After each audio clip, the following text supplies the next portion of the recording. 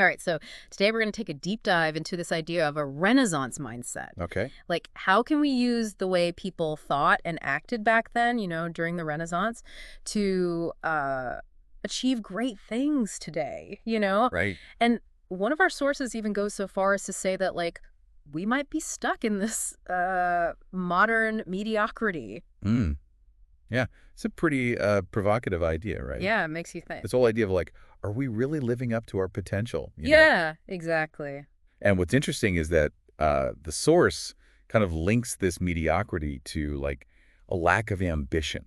Like Hmm. we're too focused on comfort and not enough on really pushing ourselves. Yeah, I can see that. And that's where the Renaissance comes in. It's almost like an antidote, like Oh, a yeah. different way of looking at things. Okay, so to escape this mediocrity, I guess we first got to figure out what made the Renaissance so special, right? Exactly. Exactly. So, like, what was it about the way they thought and acted that made them so, I don't know, dynamic? Well, one of the biggest shifts, I think, was this rise of the individual. Okay. And see, during the Middle Ages, people were very much defined by the groups they belonged to. Right, like their family, their church. Exactly, their guilds. Okay. And it was all about, like, collective identity. So, not much room for, like, being your own person. Yeah, it's a very different world, right? And then, bam, the Renaissance happens, and it's like this explosion of individual expression. Uh-huh. Okay. And it's not just like, people wearing crazy hats. Right. It's a fundamental shift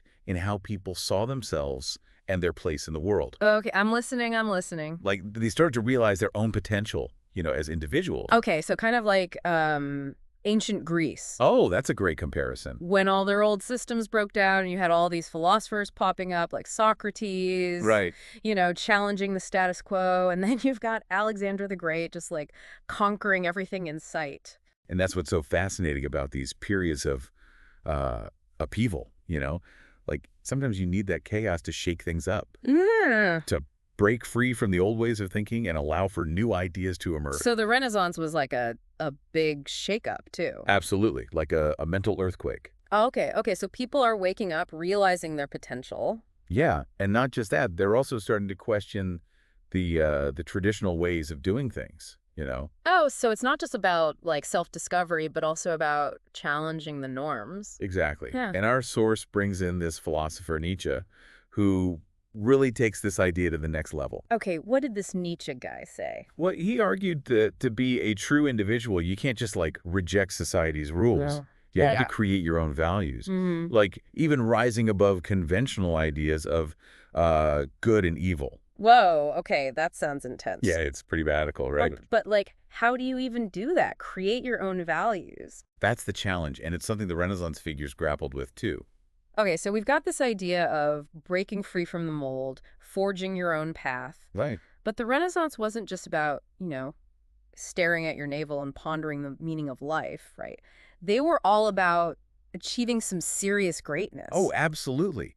They admired ambition, power, and skill, just like the ancient Greeks and Romans. Mm. Like they tapped into this classical ideal of striving for excellence and leaving a legacy behind. Right, like Alexander conquering empires. Exactly. Michelangelo painting the Sistine Chapel, Plato's philosophies, like still being discussed today. Incredible, right? Yeah, it's like they were playing a whole different game than we are. And you know what else is interesting? Like their rivalry was part of what fueled their greatness. Okay, how so? Well, think about Leonardo da Vinci and Michelangelo. They were constantly trying to like outdo each other. Oh, right. And it's a reminder that healthy competition can push us to achieve amazing things. Yeah, I guess iron sharpens iron or whatever they say. Exactly. It's like this creative friction that sparks innovation. Okay, so they weren't just about individual glory, but about like pushing the boundaries of what's possible as a whole. Exactly.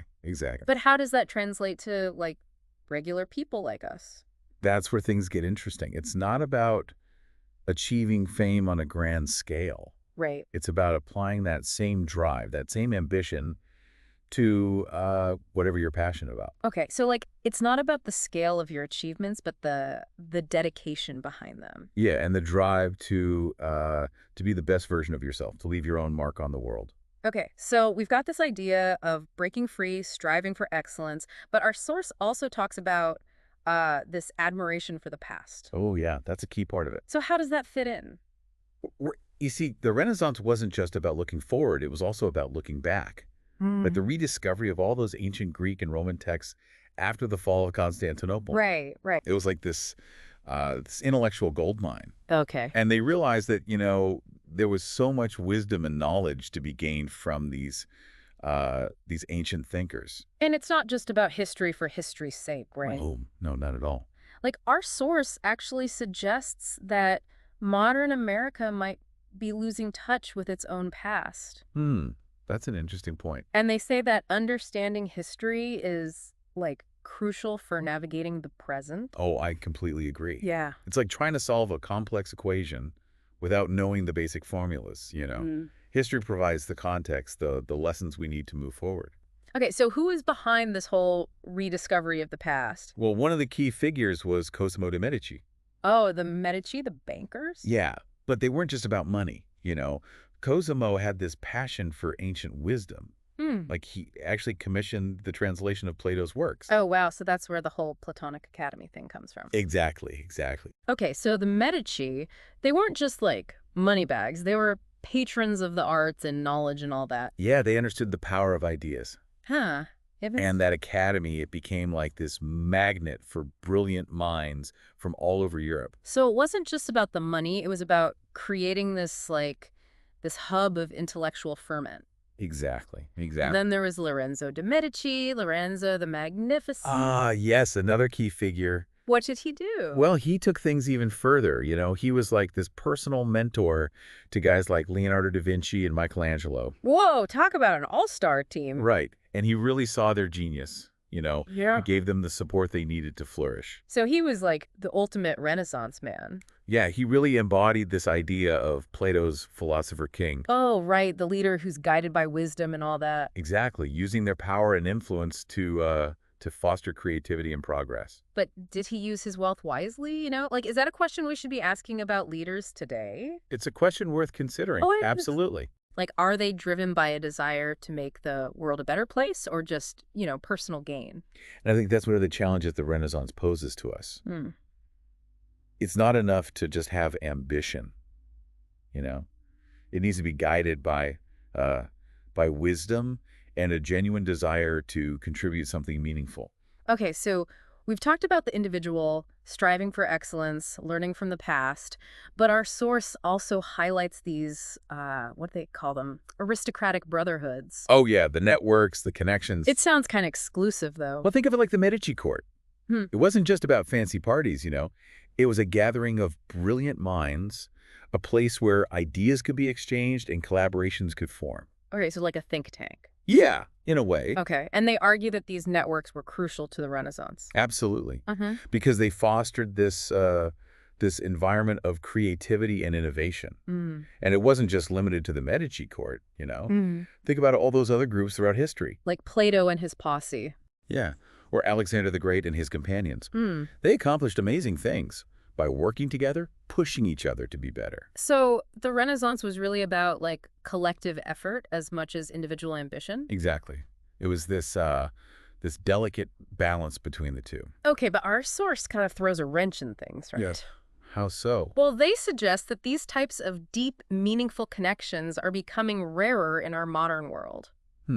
That's a sobering thought. Yeah, like we're also connected online, but are we really building those bonds that fuel creativity and progress? It's a question worth asking. Yeah.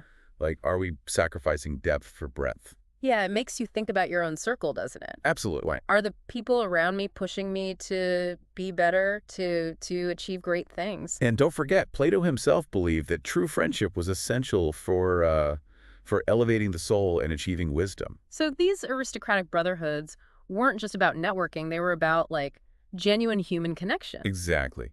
Okay, so we've covered a lot of ground here.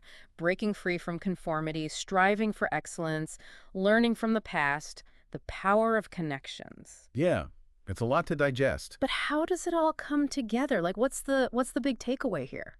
Well, I think it all comes back to this idea that the Renaissance wasn't just a moment in history, but a way of thinking and being, a mindset that we can tap into even today. Hmm. Okay, so we're going to have to unpack that a little bit more. Yeah, definitely. So it's almost like saying the Renaissance wasn't just this thing that happened way back when, but it's like it's a way of thinking. Mm. Like we can still, tap into that today. Okay, so you're saying we can all be like, Michelangelos and Leonardos, even if our canvas is like a spreadsheet. Well, not exactly, but it's more about like applying those principles, Right. like challenging yourself, striving for excellence. Right, but our source goes even further, right? Like they suggest we need to create a new aristocracy of visionaries. Yeah, that's a pretty bold statement. Yeah, it sounds pretty ambitious, right? Like can we recreate those conditions that led to like all that creativity back then? It's a good question, right? Yeah. Like, is it possible to have I don't know, a Renaissance 2.0?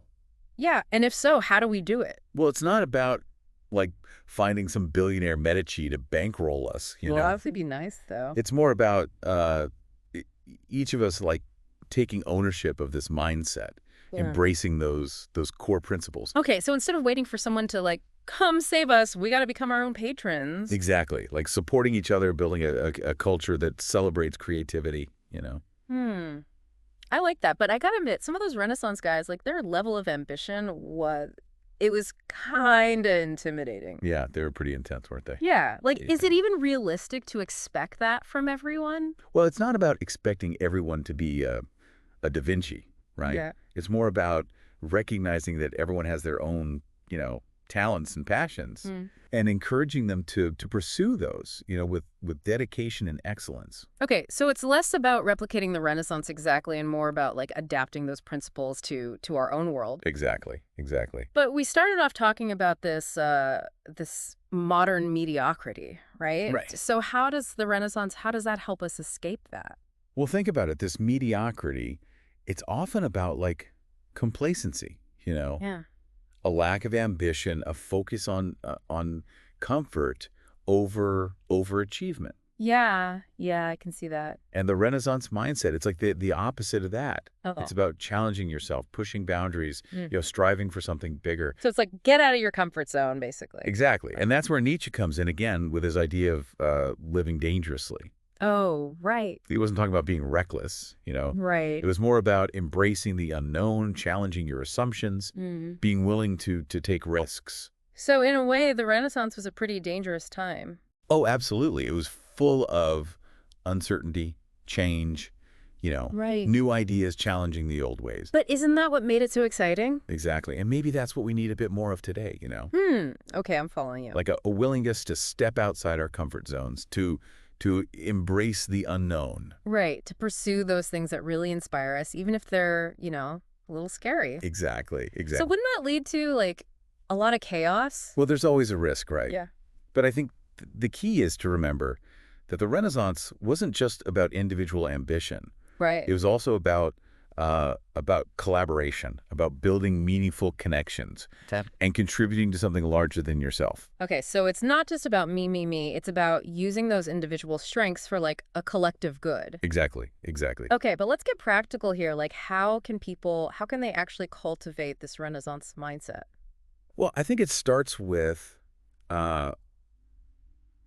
cultivating a deep curiosity, a thirst for knowledge. The Renaissance was fueled by this, rediscovery of classical learning. Right. So a great first step is to immerse yourself in great books, art, ideas. So less TikTok, more Tolstoy. You got it. Hmm. But it's not just about, passively consuming information. Right. It's about actively engaging with it, questioning it, Right. figuring out how it applies to your own life. So become a lifelong learner, basically. Exactly. Always seeking new perspectives, new insights. Okay, but what about those of us who aren't like bookworms? Well, the second step is to embrace ambition, to strive for excellence in whatever you do. And this doesn't mean you have to be, a world-famous artist. Right. It's about setting high standards for yourself, pushing yourself to improve, Okay. mastering your craft, whatever that may be. So find that thing you're passionate about and just go for it. Exactly. Channel that inner drive into something productive and meaningful. Okay, so we've got the mind, we've got the ambition, but what about the social aspect? All right, those Renaissance networks. Yeah, how do we build those like in a world that feels, I don't know, pretty isolating sometimes?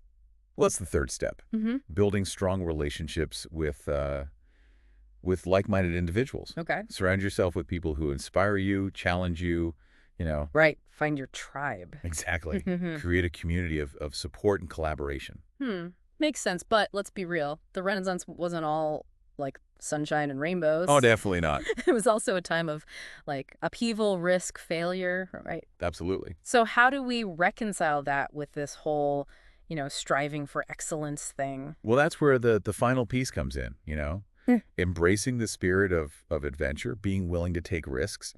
The Renaissance was a time of bold experimentation, innovation. Okay. And to achieve that, you got to be willing to step outside your comfort zone. Right. To try new things, even fail sometimes. Exactly. Because sometimes you learn more from failing than you do from playing it safe. Yeah, that's true. But it's hard though, right? Oh, absolutely. Like to embrace that uncertainty, to risk failure. Yeah, it takes courage. So how do we cultivate that courage? Well, I think it starts with recognizing that failure is not the opposite of success. It's part of the journey. Okay. And it's often in those moments of failure that we learn the most valuable lessons. So embrace the messiness, basically. Exactly. Those challenges, those setbacks, they're not obstacles, they're opportunities.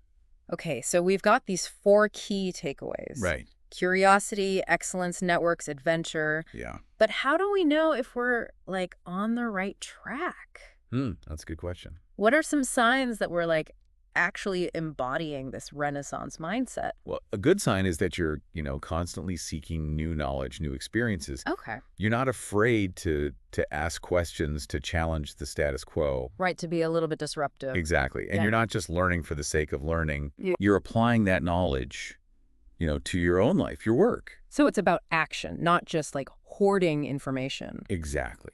Turning knowledge into wisdom. Yeah. And wisdom into action. Okay, what else? Another sign is that you're surrounded by people who inspire you, Right. who challenge you. You've built that network of support, collaboration. Okay, your Renaissance crew.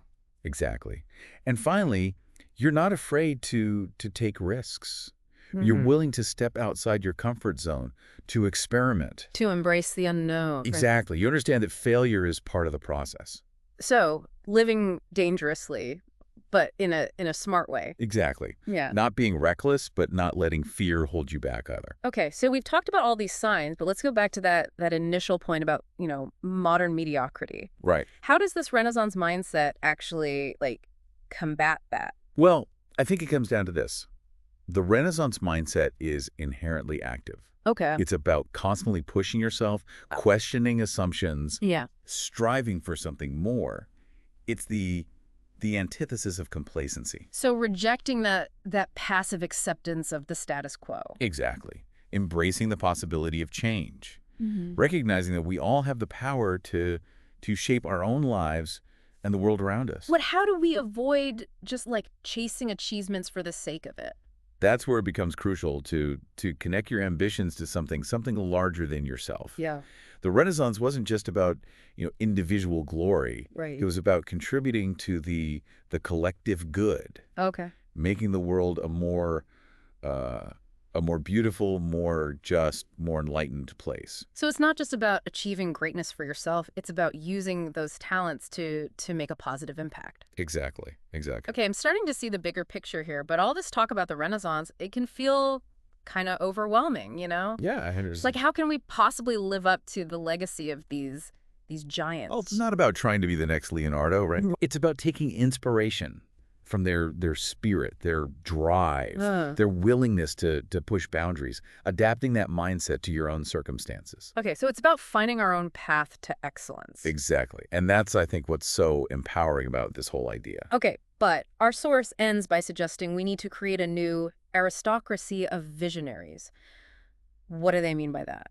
Well, it's a provocative thought, isn't it? I think it speaks to the need for a new kind of leadership. Okay. One that's not just about power or wealth, but about wisdom, vision, a genuine desire to make the world a better place. So it's about fostering a culture that encourages collaboration, innovation. Exactly. A shared commitment to excellence. So it's not just about what you achieve, but, like, how you achieve it. Exactly. And that's where this Renaissance mindset becomes, like, truly transformative. Yeah, I think so. It's not just about achieving great things. It's about becoming the kind of people who are capable of achieving great things. Exactly, both individually and collectively. So it's not about the destination, it's about the journey. And in this case, the journey is about embracing those Renaissance principles Right, right. and using them to create a more fulfilling, more meaningful, more impactful life. Okay, I love it. But what about those of us who feel like we're like stuck in a rut? Like Mm. we've lost that spark, you know? Yeah, I think a lot of people can relate to that. How do we get back on track? Well, it starts with remembering that the Renaissance was, in many ways, a rediscovery. Rediscovery. You mean like those old texts and stuff that they found? Are you saying we got to go on some kind of archaeological dig for like our own potential or something? Not exactly, though, a good metaphorical dig never hurt anybody, right? Hmm. It's more about rediscovering those talents and passions that we might have, kind of buried under the weight of daily life. So it's like hitting the reset button, basically, going back to those things that really got us excited, that made us feel, alive. But what if those things have changed? What if like what we loved as kids doesn't do it for us anymore? Well, it's the beauty of it, right? Uh-huh. Rediscovery isn't about clinging to the past. Okay. It's about looking at yourself with fresh eyes, seeing what sparks joy and excitement for you, right now. Okay. Okay, so it's less about digging up old artifacts and more about like excavating our current selves. Yeah, I like that. But how do we actually do that? It sounds great in theory, but like where do we even start? Well, a great starting point is simply asking yourself, what am I truly passionate about? Okay. What are those activities that make me lose track of time? What knowledge, what skills do I crave? And don't overthink it. Just let your intuition guide you. So it's about tuning into those inner whispers, those things that just light us up. Exactly. Like listen to that little voice that says, "Hey, remember how much you love doing this." Right, right. But what if that voice is like drowned out by all the noise of everyday life, Mm, like work, responsibilities, that never-ending to-do list. yeah, that's a real challenge. So how do we quiet the noise and actually hear what our hearts are trying to tell us? Well, that's where those Renaissance principles we've been talking about come in handy. Okay. Remember, the Renaissance wasn't just about achievement. It was about cultivating a certain way of being. Right, like rejecting conformity, embracing individuality. Exactly. So maybe part of rediscovering ourselves is about like shedding those expectations and roles that don't fit anymore. Absolutely. That's about questioning those shoulds and should nots that we've internalized Hmm. and asking ourselves, what do I truly want? Right. What brings me joy and fulfillment?